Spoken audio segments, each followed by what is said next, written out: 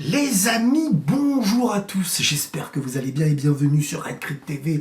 N'hésitez pas à vous abonner, on va bientôt atteindre les 100 000 sur la chaîne. Oui, on est de retour sur la chaîne, le Riles Prime que vous connaissez quoi. Bref, on revient sur l'épisode numéro 9 de Dragon Ball Daima, un épisode que je trouve... Bon, de toute manière, maintenant les gars, on y est, hein. On est dans les épisodes qu'on attend.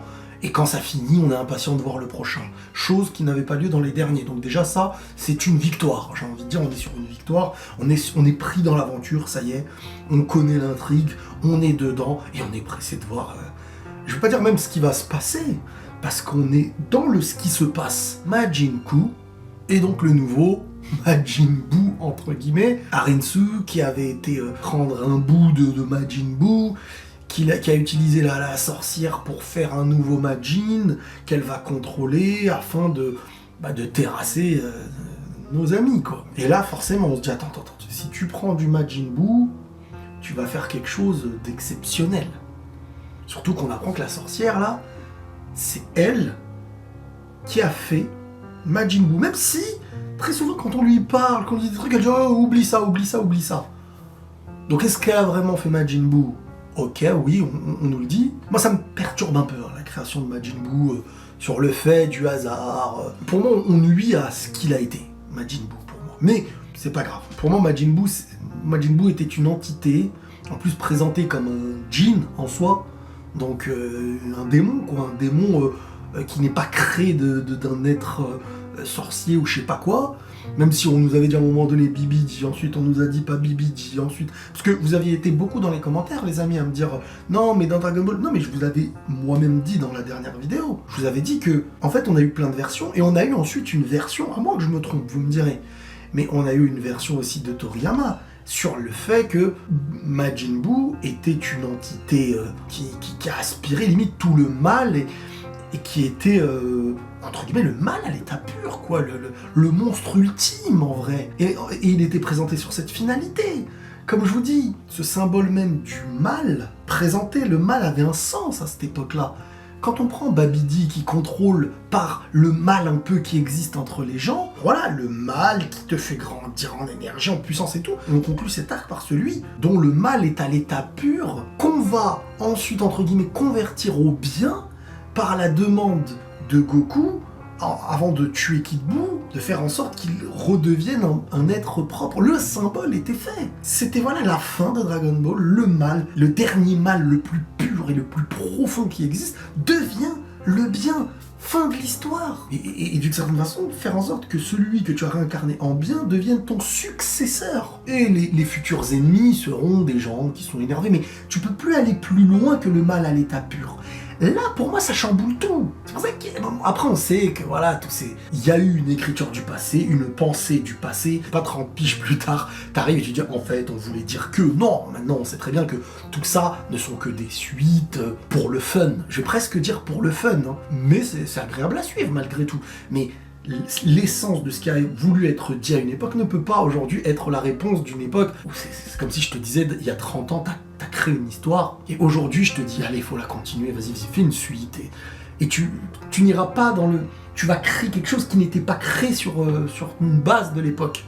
Moi, c'est comme ça que je l'interprète. C'est pour ça que moi, l'aspect de... On minimise le Majin Buu en disant non, mais je l'ai créé, machin, et tout. Comme si, en fait, ça y est, ce n'était plus ce qui était le mal représenté, c'était juste une création d'une personne qui a fait quoi. En vrai, il était incontrôlable, et il a fait des bêtises, et aujourd'hui, on peut en refaire, entre guillemets, etc. C'était pas le sens de l'époque, en tout cas. Mais quoi qu'il arrive, on évoque les graines de Saibamen. Donc, il a été dit que...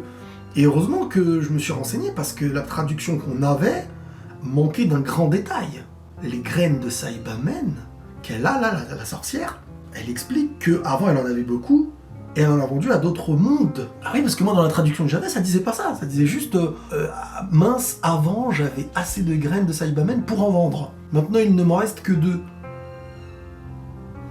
Donc là, ouais, on est vraiment sur la sorcière ultime qui te crée. Puis je trouve que la création de démons aussi puissants, je sais pas, j'aurais bien aimé qu'on nous évoque la création de Majin Buu comme une exception à l'histoire de ces créations. Et que là, on aurait été sur quelque chose où on peut se dire, de ce que j'ai voulu créer, quelque chose en est sorti, a aspiré le mal, est devenu celui qu'on a connu. Et là, tu mets de la valeur, et c'est raccord avec, globalement, la symbolique du passé. Encore une fois, tout ça n'est que ma pensée. Bref, donc là, elle crée comme si elle te faisait une omelette, la graine de Saibamen, additionnée à l'essence de Majin Buu, donc elle est là, bon, qu'est-ce qui me reste? Du Saibamen, allez, enfile ça. Allez, il y a du sel, du poivre, non hein, de l'essence de Majin Buu. Allez, on met ça, tac, tac, tac. Allez, la contrôlabilité du truc, crash, allez, vas-y. Et donc là, on nous sort un Majin Ku. Un Majin Ku.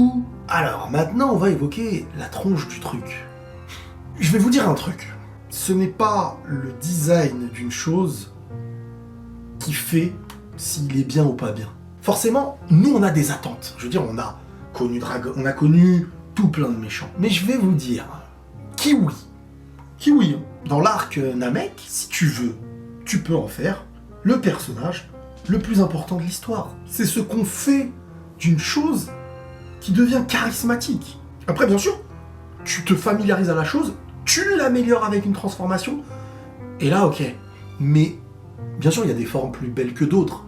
Mais en vrai, c'est la manière dont on est habitué à voir une chose qui la rend normale, bien, mais moi aussi, quand je vois la forme du truc, je me dis, ah tiens, je voulais un truc qui ressemble à ce qu'on connaît, à Boo, à machin, à... Vrai, Boo, quand il arrive, le gros Boo, quand il arrive, je veux dire, il a pas de forme, les bras, machin, truc, bah, il devient quelqu'un, en fonction de ce qu'on a appris de lui, de ce qu'il a fait, ah bah là, ça devient charismatique. En vrai, ça dépendra de ce qu'on en fait.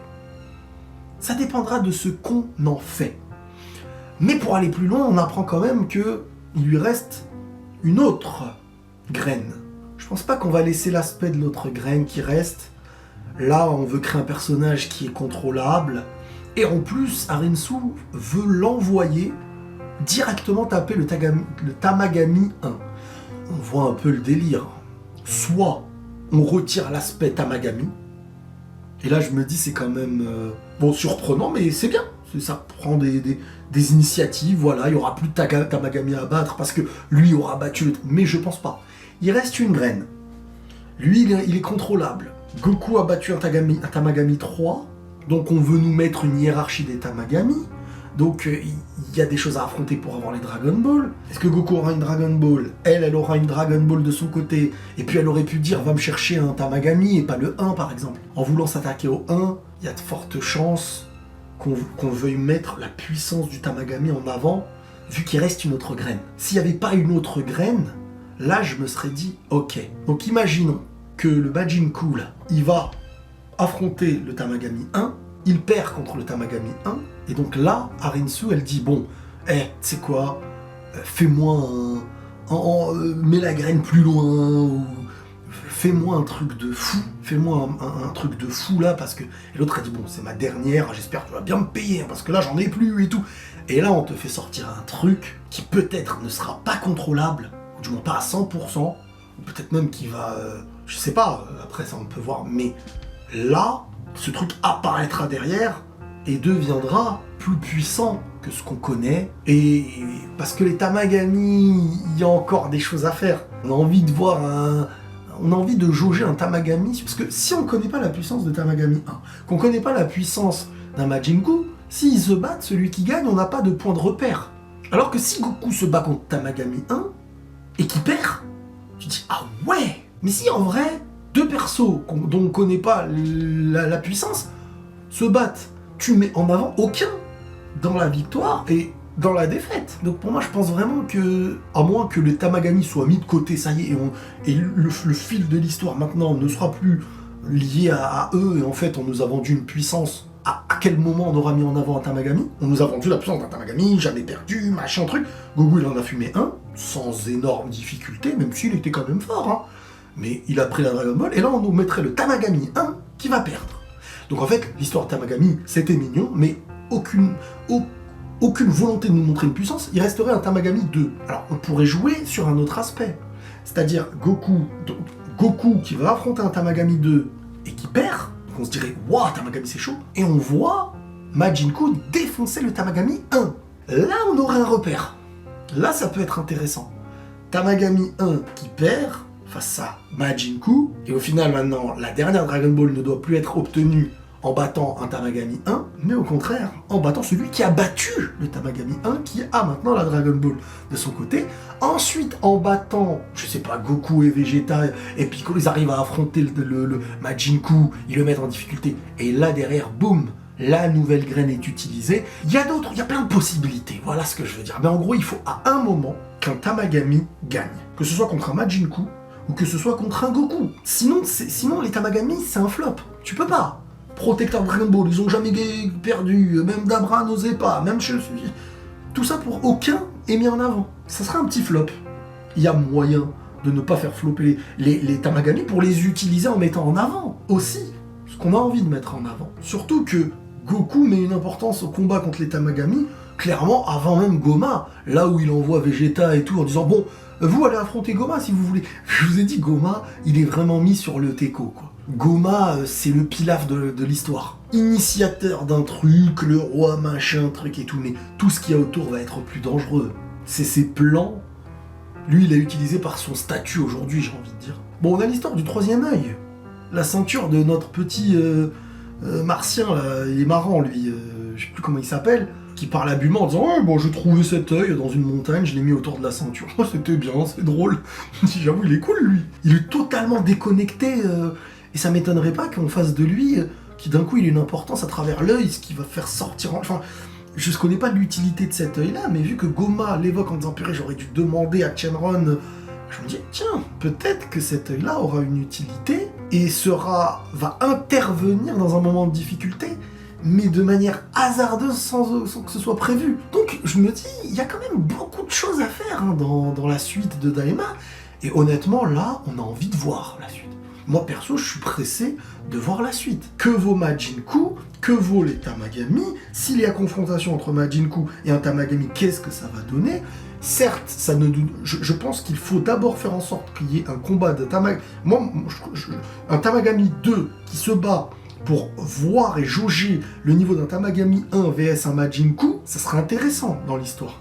Ce serait bête pour moi de faire... Enfin, en vrai, ça revient au même. Parce que, comme je vous ai dit tout à l'heure, si Majin-Ku bat le Tamagami 1, et que t'es à l'avance au courant qu'il a battu le Tamagami 1, Goku qui perd contre un Tamagami 2 en se disant purée, et en plus le Tamagami 1, nous on est au courant qu'il a perdu face à l'autre, Goku qui perd contre le 2, tu dis waouh, mais comment faire pour vaincre maintenant celui qui a vaincu celui qu'on ne peut pas vaincre? Donc là, il y a plein de... Déjà là, ça y est, les lignes commencent à se dessiner, il y a plein de théories qui peuvent avoir lieu, et surtout la dernière graine, est-ce qu'elle va servir? En vrai, moi j'irai plus loin.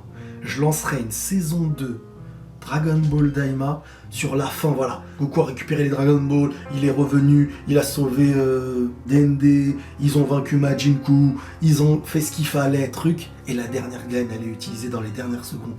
Boum, Kid Buu, le retour. Tu vois, ça peut lancer une saison 2, ça. Ouais, ça peut lancer une saison 2, attention, on sait jamais. Enfin bref, je vais loin. Mais voilà, c'est un épisode intéressant. Bon là, la partie petite aventure, Goku au petit bonnet, pourquoi vous lui coupez pas les cheveux? Tout simplement, vous lui faites la boule et on a un nouveau Goku. Bon, ça serait moins symbolique. Goku est un symbole, donc lui retirer ses cheveux serait pas à l'honneur du symbole, mais en vrai il y a des possibilités si tu veux ne pas le reconnaître. Ce qui est intéressant, c'est que sa victoire face au Tamagami a fait écho aussi. Il est reconnu, maintenant ça y est quoi, à la fois cherché par les gendarmes, à la fois reconnu comme celui qui a gagné face à un Tamagami. Goma il est en train de flipper en se disant mais waouh, comment ça, ouais, il a gagné contre un Tamagami et tout. Enfin, ça y est, l'histoire est bien lancée et on est impatient de regarder la suite de tout ça. Parce que là on a ce qu'on aime aussi dans Dragon Ball, même si il faut créer autour des choses, mais c'est commencer à jauger les puissances, faire des combats. Et de l'enjeu. Donc là, ça peut être intéressant. Voilà les amis, pour cette vidéo de l'épisode 9 Dragon Ball Daima, n'hésitez pas à fumer les commentaires, à liker, et les gars, il faut qu'on atteigne les 100 000 abonnés sur cette chaîne. On aura un nouveau trophée comme ça. Prenez tous soin de vous les amis, et la paix sur vous.